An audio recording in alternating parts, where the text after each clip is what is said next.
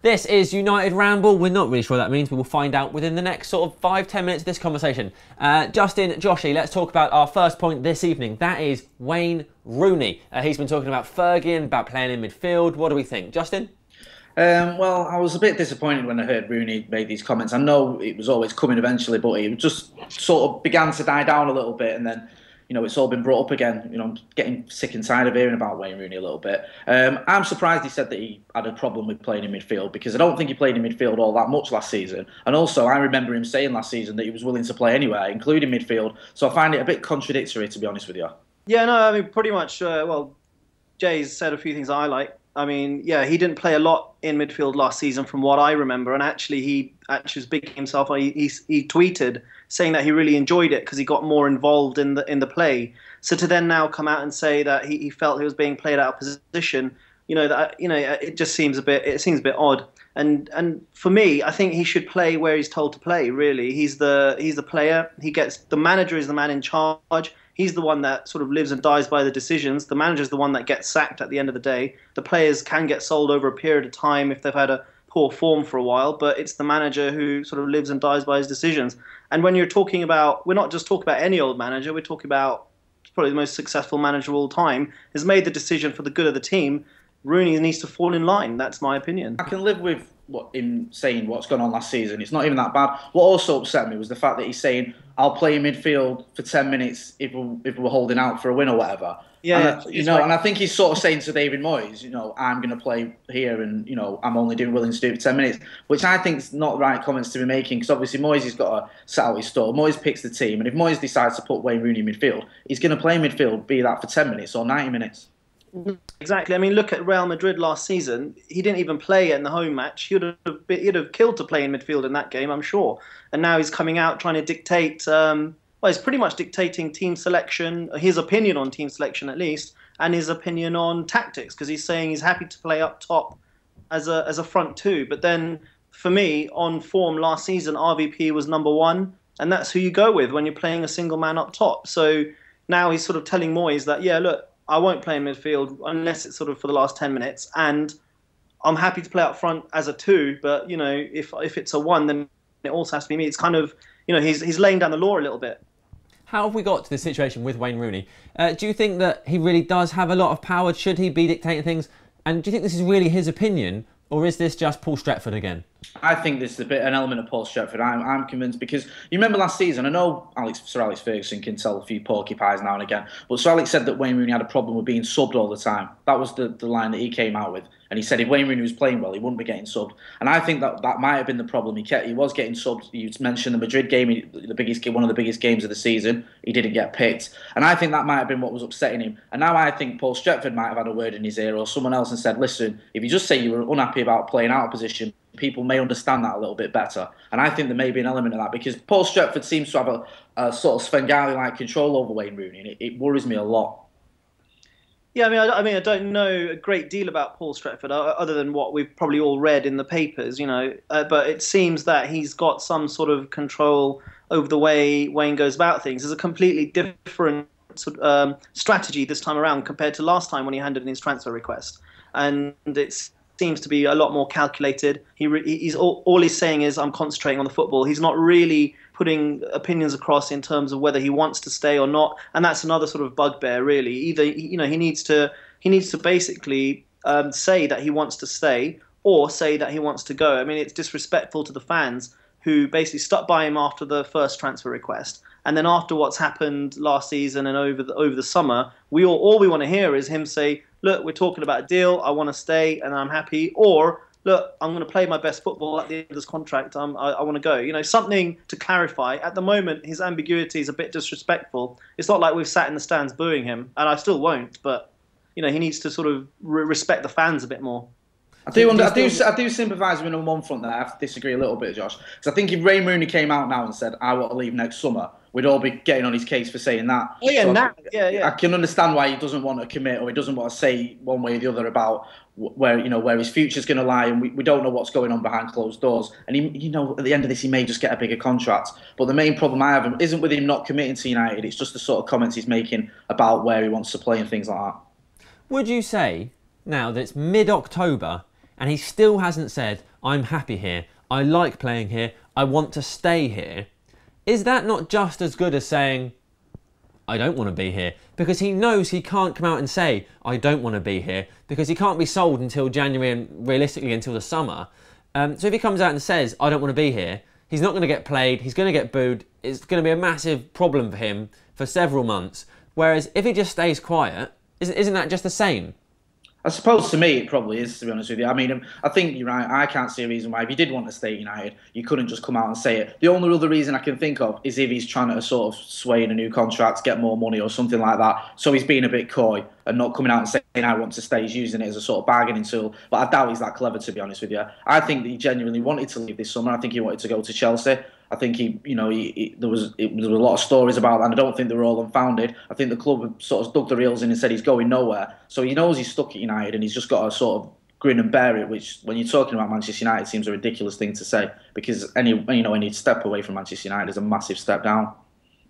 I mean, for me, this is a bit of a. I mean, look, on the face of it, let's look at him. He's a top player when he wants to be. He's got over 200 goals for United. He's well on his way. It could be our top goal scorer. So there's so many things that he's got so many things going for him. You want to love the guy. But unfortunately, the stuff that comes out and the things that he's saying, they just don't fall in line. Yeah, it might be a bit, not hypocritical, but you just want him to sort of fall in line with the fans a little bit. He's lost that affinity with the fans. And I think that's kind of, once you've lost that, it's a stage, let's get rid of him and cut our losses, really. We can move on as a team, as a club, as a fan base. Rooney, yeah, he's a top talent, but if we do get rid of him, we can bring in Chicharito, who scores goals when he plays. We bring in Kagawa, who, he hasn't hit his top form yet, but we need to give him. I would like for him to get a chance to hit that top form. He was fantastic for Dortmund for a long time. So whilst Rooney is a top talent, if we got rid of him, maybe in January, we maybe don't bring in someone, we could just carry on till the end of the season and then work and build from the summer. I see no problem with that. Do you not think we need to keep him till the summer? Sorry, Josh. It's just, first season, we're struggling as it is. I think getting rid of him in January and maybe not getting someone in is a bit of a risk. Maybe the summer, fair enough, but I think to sort of get rid of him halfway through the season, I think that's asking a bit too much, especially considering at the moment he's our best attacking player in terms of form. No, I get that. It is a risk, but at the end of the day, it's a long-term plan with David Moyes. So you don't. I'm not like, this season was always going to be a transition season. Yeah, we're not that far off. I'm not saying we're not going to win anything this year, but I still think that if we get rid of these distractions, trim the squad, and David Moyes can then start building his own team and his own image, I guess. Got to give him time, I suppose. Okay. Yeah. Right, let's move on from Wayne Rooney, because otherwise we'll never stop. Second point, in the midst of internationals and the Premier League break and so on, let's talk about club versus country. Where do we stand?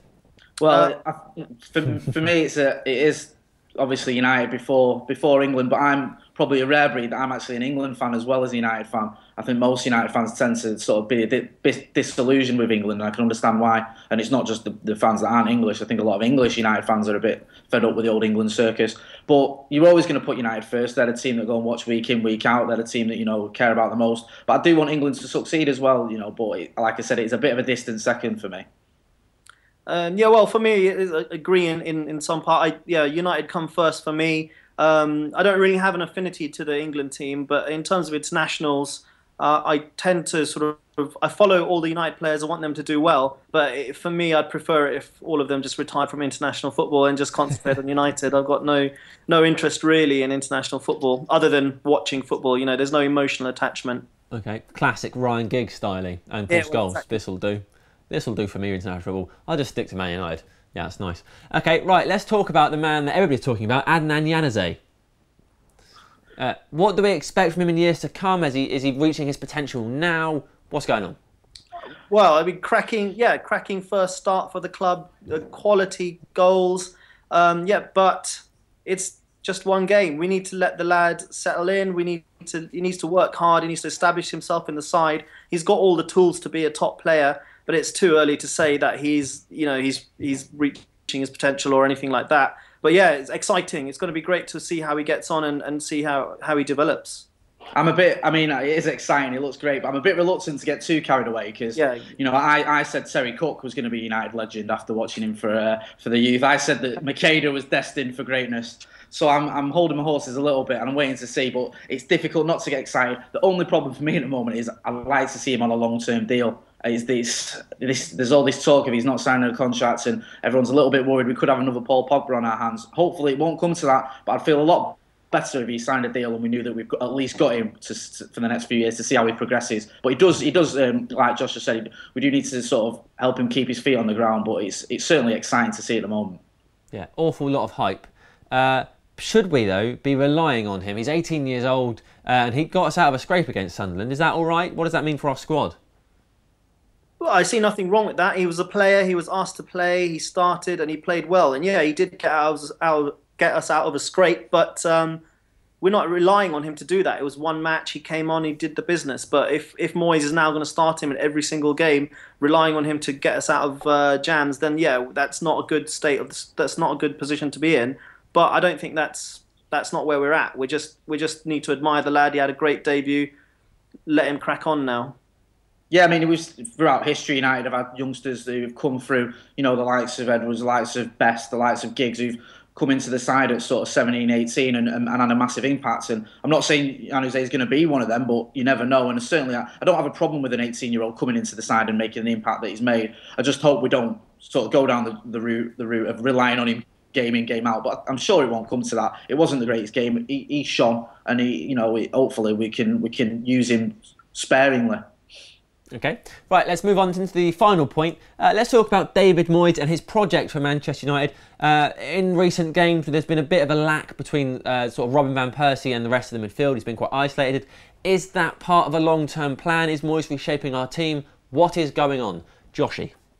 Well, I mean, it's difficult to say what is going on. It's only been, we're only in October, and it's a difficult job to come in. You're coming into a squad that's got a way of playing, a way of thinking, and in fairness, I mean, I'm not the biggest Moyes fan, and I wasn't a huge fan of the way Everton played, but you've got to give him a chance to sort of, first year was always going to be a transition, look at the squad, assess the squad, see how it's going on, and then the second season I see it as him sort of establishing his style, his imprint on the team. Saying that, yeah, we've lacked creativity, which is a bit odd considering we reportedly rejected Ozil, but you know, it's early days yet. I haven't liked the way we've played, but I'm not going to be overly critical of Moyes. I don't think. I think at the moment I'm using my head. If I start thinking like a passionate fan and have had a few to drink, I might have a few more abrasive things to say. But at the moment, I'm happy to let him sort of carry on a little bit.